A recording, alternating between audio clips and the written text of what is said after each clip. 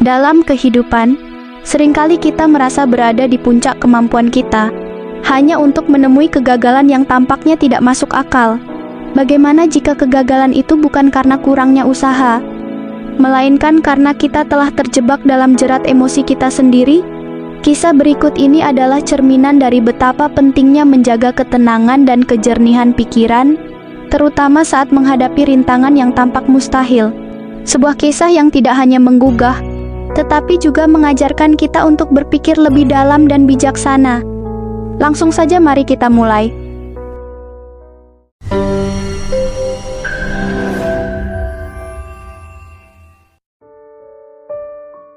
Pada suatu pagi yang tenang, di sebuah desa yang dikelilingi oleh bukit-bukit hijau, seorang pemuda bernama Arya datang dengan penuh semangat ke sekolah barunya. Arya dikenal sebagai anak yang cerdas dan penuh semangat. Setibanya di sekolah, Arya dipanggil oleh gurunya. Pak Rahmat memberikan tugas sederhana kepada Arya, ambillah air di dekat sumur yang ada di belakang gedung ini. Arya dengan sigap menerima perintah itu dan segera menuju ke belakang gedung. Sumur tua itu tampak kokoh, dikelilingi oleh dinding batu yang dihiasi oleh lumut hijau. Di samping sumur, terdapat sebuah ember tua dengan tali panjang yang sudah usang. Arya tidak ragu-ragu. Ia segera mengikat tali pada ember dan menurunkannya ke dalam sumur. Namun, betapa terkejutnya Arya ketika ember itu terus turun tanpa henti, seolah-olah dasar sumur itu tidak pernah ada. Dia mengulurkan seluruh tali yang ada, namun tetap saja tidak ada hasil.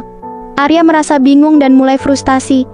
Dia berusaha memasukkan tubuhnya lebih dalam ke dalam sumur, berharap dapat melihat batas air di dalam kegelapan sumur yang dalam itu, tetapi tetap tidak berhasil. Waktu terus berjalan, matahari semakin tinggi dan panasnya semakin menyengat. Keringat mulai bercucuran dari wajah Arya, membasahi bajunya. Dia berulang kali mencoba menurunkan ember, mengulurkan tali, dan bahkan memasukkan dirinya lebih dalam ke dalam sumur, tetapi semua usahanya sia-sia. Tidak ada setetes air pun yang berhasil ia timba. Arya merasa jengkel dan mulai putus asa. Dari kejauhan, Pak Rahmat mengamati usaha keras Arya dengan senyum.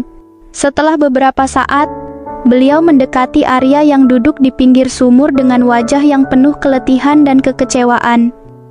Pak, saya sudah berusaha semaksimal mungkin menimba air dari sumur ini, tetapi tidak berhasil. Seluruh tenaga sudah saya kerahkan, namun tidak ada hasil. Sepertinya sumurnya sudah kering. Mengapa Bapak meminta saya menimba dari sumur yang sudah kering ini? Keluh Arya dengan suara serak dan napas yang tersengal-sengal.